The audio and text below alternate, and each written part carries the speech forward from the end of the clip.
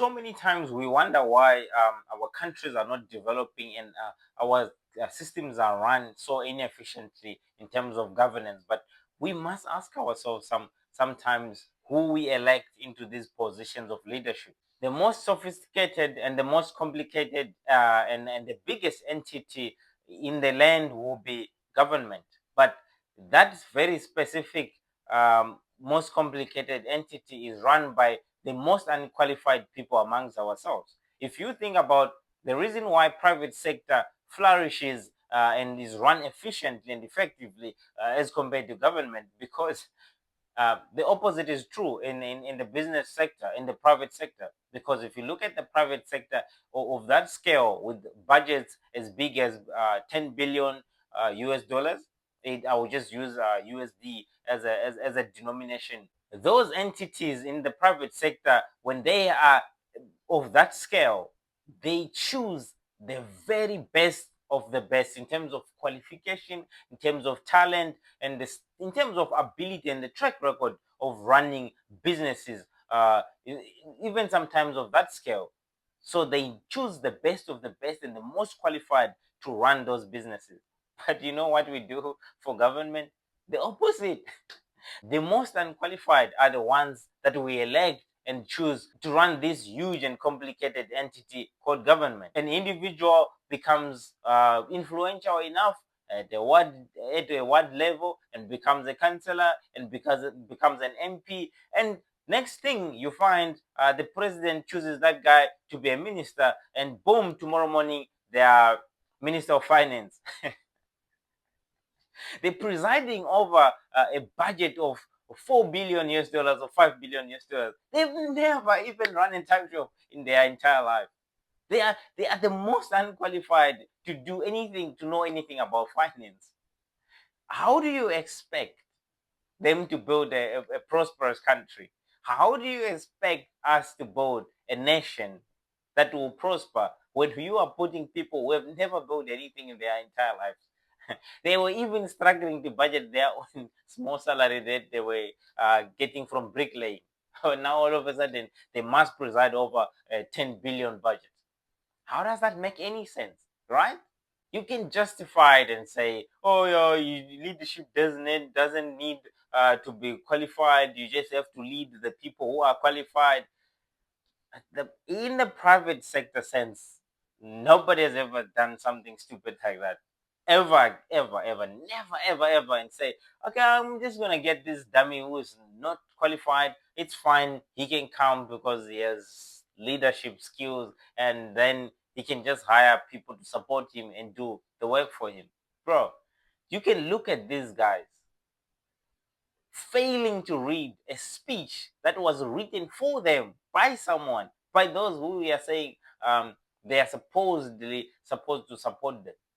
Why can't we just get those people who are actually doing the work to be in front? Because at the end of the day, these folk might even end up affecting the performance of those who are qualified, who are doing the work for him. Because at the end of the day, you still have the final say. We just put people in position because they are our comrades. These are my comrades, they must be there. Surely if we have seen one guy for 20 years, Ministry of Police, next time he is the Minister of Defense, next time he is the Minister of Health, bruh. you Surely you can't be knowledgeable in all those ministries. You have no track record of doing anything in those ministries. Even you have never been a nurse yourself. Even the lowest of the lowest ranks in that ministry have never been there. But all of a sudden, tomorrow morning, you wake up as a minister, presiding over a country's budget, and we expect them to perform, and we expect them to build a country. We have to be serious.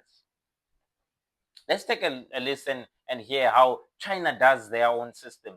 You can't just walk in and become. They try their best to choose the best of the best in order to perform. And there is accountability. Let's listen.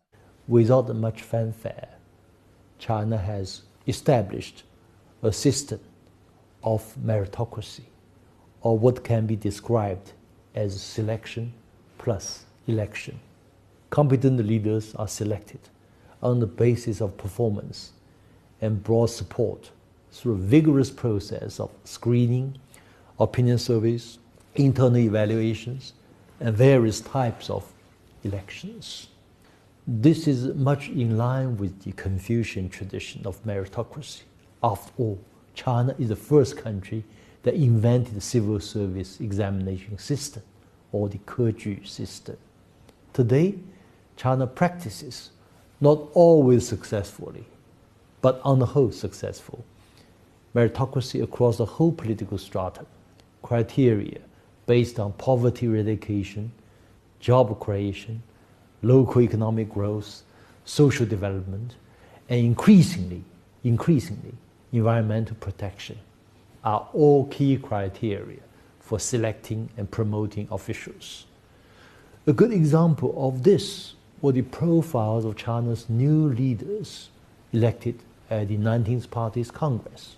6 of the 7 of the top leaders, members of Standing Committee of Political Bureau, have run provinces or province-level municipalities, many of which, in terms of population or GDP, are equivalent to many nations combined.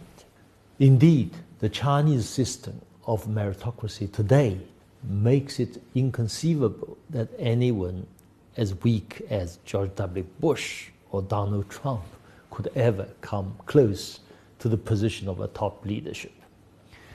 It's not far-fetched to claim that the China model is more about leadership rather than showmanship, as in the West. China's meritocratic governance challenges the stereotypical dichotomy of democracy versus autocracy. From a Chinese point of view, the nature of the state, including its legitimacy, has to be defined by its substance, that is, good governance, competent leadership, and success in meeting people's needs.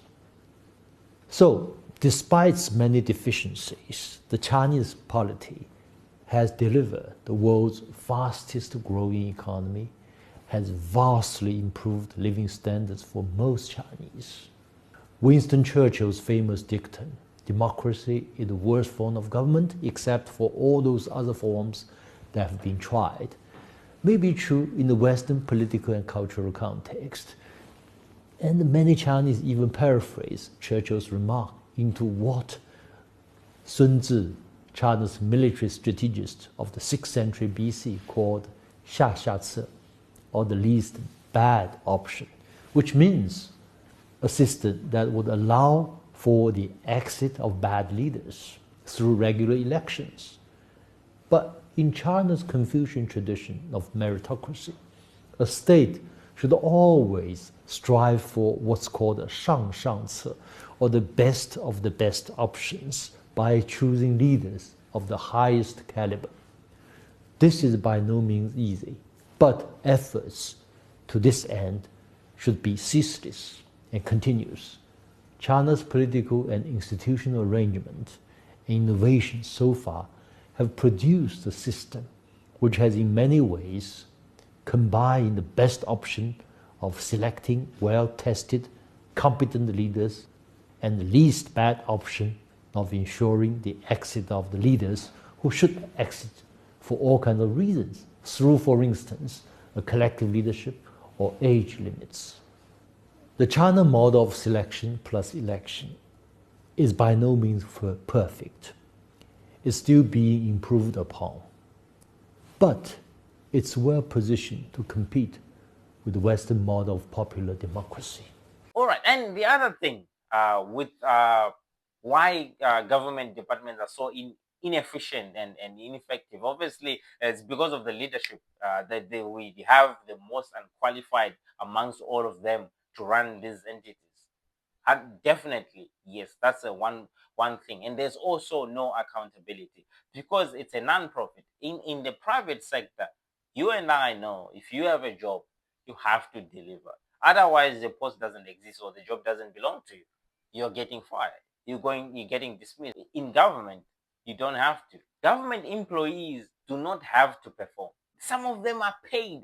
Like 10 years after they died, they can still receive their salary in the bank account because there's no one to keep anyone accountable. There's no burden of performance in the government department because nobody is asking anyone to perform. So even if you show up at work and do nothing, it's all good. 10 years later, you are still there, still doing the same. You are eating government's money, you're spending the taxpayers' money. Even if you just show up and dig a hole, no one is going to hold you accountable. All right? It's all good. Even if you get a tender or a government contract and never deliver the thing, you can be paid 10 million US dollars to fix a road and never do it. Nobody is going to follow up on you. There is no system of accountability. Whereas in the other, in private sector, is driven by profit. Those in management will make sure whatever is being done is will add to the profit of the organization. Whoever is hired, whatever resources we get, we must get the best at the best price. We must produce the best quality in order to compete, in order to be profitable. And it's driven. There is a burden of performance at the end of the day. It's because it's driven by profit, and we can argue and say no, but government cannot be driven by profit because at the end of the day, they are not like the private sector. They're supposed to meet the human needs, the basic human needs, and at affordable prices and stuff. So they can't be. But surely we can run government entities profitably.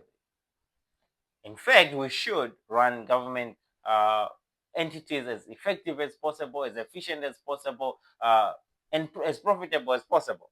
I was so amazed with what Elon Musk is doing in America. Love him or hate him, that's not the topic of discussion today. With the Dodge department to hold government employees to account and say you must send us your performance of what you have done so that you can just show us that you are alive. Many people are opposed to that because you know what, government departments do not perform. There's never been the burden of performance. There's no accountability in government departments. So this is a new thing. That's why people are against it. But people know the truth.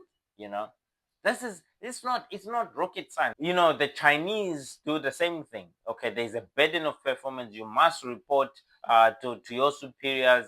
There are time frames. I cannot be quoted on this. I could be wrong because I got it from different sources over the internet, that you are supposed to report your progress on critical things that are supposed to be implemented by your ministry or in your region or your area. You must report something like weekly to someone above you.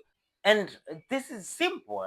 We need to put the people who are the most competent, the most qualified in positions of power, not just because they are my comrades and we must just put each other in power. 20 years, nothing, no performance from one ministry to another, giving us nothing. But all they do is just keep looting and stealing from the people.